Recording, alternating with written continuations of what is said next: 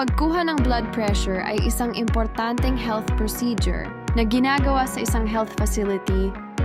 Pero marami pa din ang nag-aakala na pag sinabing low blood sila, akala ni sila'y anemic. Kaya pag sila'y nagpa-check up, nagugulat na lang ang doktor pag ito ang sinasagot nila. Oh no! Ang anemia ay sakit ng hindi pagkakaroon ng sapat na hemoglobin sa dugo. Kadalasan ang mga sintomas nito ay ang pagkahilo at pamumutla. CBC test ang kailangan gawin upang malaman kung ikaw ay may sakit na anemia.